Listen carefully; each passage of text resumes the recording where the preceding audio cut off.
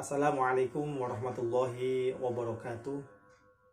Alhamdulillah wa astaghfirullah wa la hawla wa la quwwata illa billahil aliyyil azim.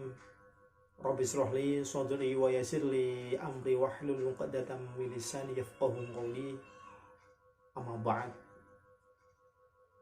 Kaum muslimin wal muslimat, khususnya sahabat-sahabat dunia maya yang dirahmati Allah Subhanahu wa taala. Suatu ketika beliau Abu Hamid Muhammad bin Muhammad Al-Ghazali At-Tusi Asy-Syafi'i, yang lebih kita kenal dengan Sang Hujatul Islam, yakni beliau Imam Al-Ghazali, bercengkrama dengan para murid-muridnya.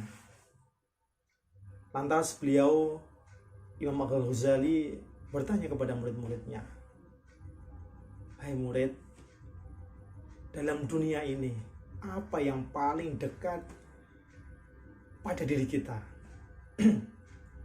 Lantas spontan murid-muridnya itu menjawab, "Orang tua guru."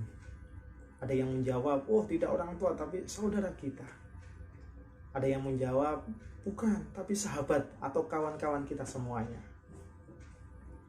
Imam Al-Ghazali lantas tersenyum dan juga menjawab, "Benar apa yang kamu sampaikan, tapi yang paling dekat dengan diri kita bukanlah itu semuanya, melainkan kematian." Selanjutnya Al-Ghazali bertanya lagi kepada para murid-muridnya, "Lantas apa yang paling jauh? Yang paling jauh dalam diri kita, dalam kehidupan kita?" Murid-muridnya pun menjawab, "Yang paling jauh dalam kehidupan kita, dalam diri kita adalah," ada yang menjawab, "matahari." Ada yang menjawab, "negeri Cina." Ada yang menjawab, "bulan." Lagi-lagi beliau Al-Ghazali tersenyum seraya menjawab, "Apa yang kamu sampaikan itu benar. Tapi ingat, tapi yang paling benar, yang lebih benar lagi adalah masa lalu." Jadi yang paling jauh dari kita adalah masa lalu. Karena apa? Walaupun dengan cara apapun, kita tidak dapat mengembalikan apa yang telah kita lalui, apa yang telah terjadi di masa lampau. Jadi yang paling dekat adalah kematian, dan yang paling jauh dalam dunia ini, dalam kehidupan ini adalah masa lalu. Sahabat dunia maya yang dirahmati Allah Subhanahu wa taala. Allah Subhanahu wa taala menciptakan alam beserta isinya ini pasti mempunyai maksud dan juga tujuan. Termasuk menciptakan tumbuh-tumbuhan ataupun pepohonan di lingkungan kita. Suatu contoh, Allah Subhanahu wa taala menciptakan pohon kelapa.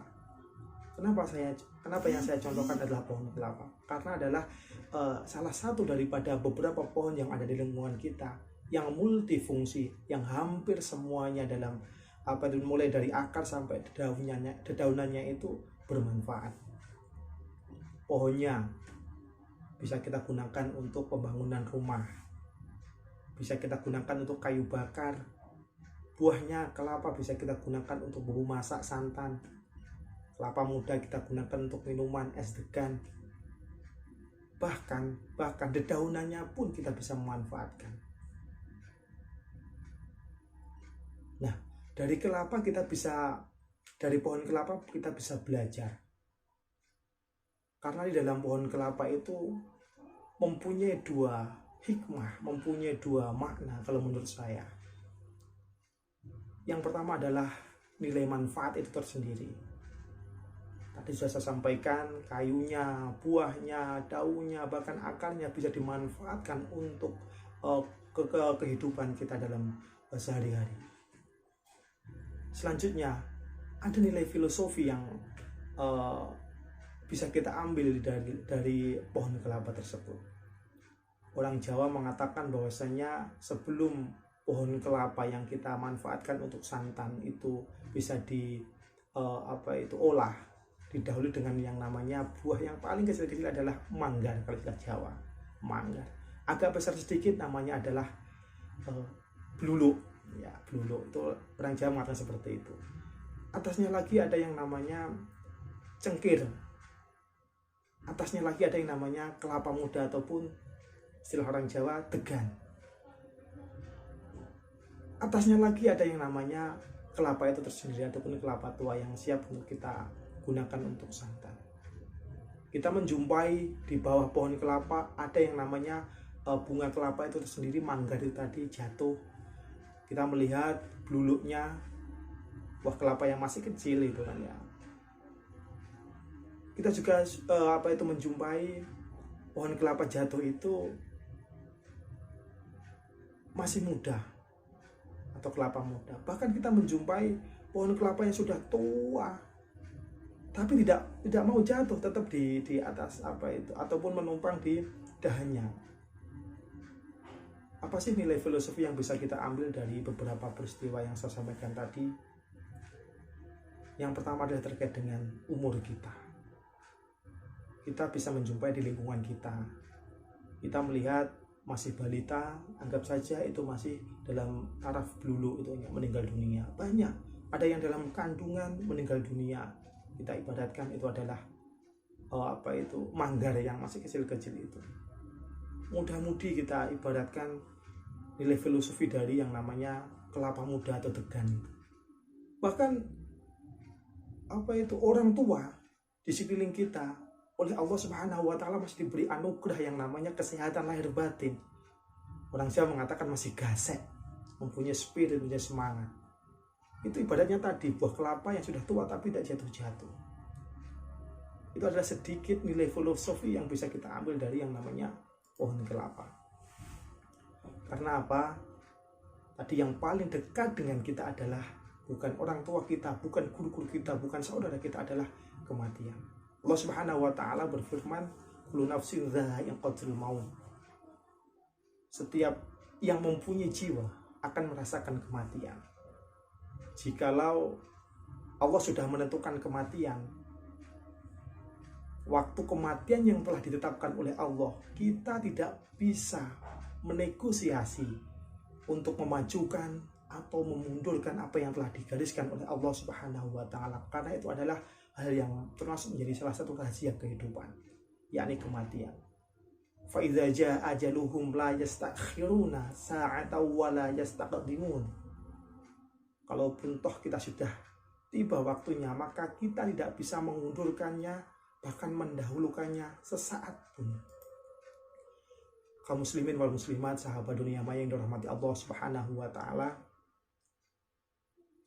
kita akhir-akhir ini bisa menjumpai di realita di kehidupan sehari-hari. Beberapa bulan yang lalu kita dikagetkan dengan meninggalnya suaminya Bunga Citra Lestari gitu, Ashraf gitu. Beberapa jam berkomunikasi, selanjutnya meninggal dunia.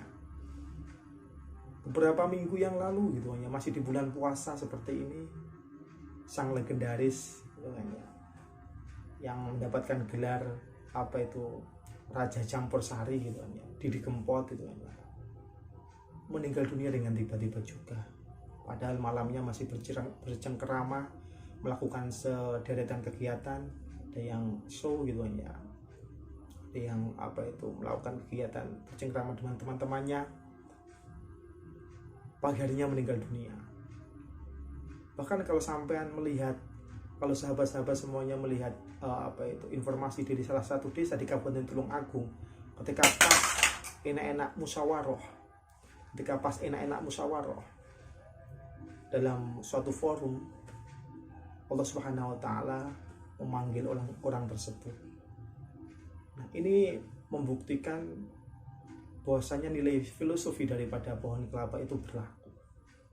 Maka dari itu, marilah kita berdoa semoga kita semuanya diberi umur panjang, umur yang banyak amal solehnya, yang penuh barokah, serta meninggal dalam keadaan husnul khotimah. Rabbi khtim lana bi husnil khotimah wa na'udzubika min su'il khotimah. Semoga apa yang telah saya sampaikan bisa menjadi peringatan buat saya sendiri dan juga bermanfaat buat sahabat-sahabat dunia maya dimanapun Anda berada. Wallahu a'lam bishawab. Wassalamualaikum warahmatullahi wabarakatuh.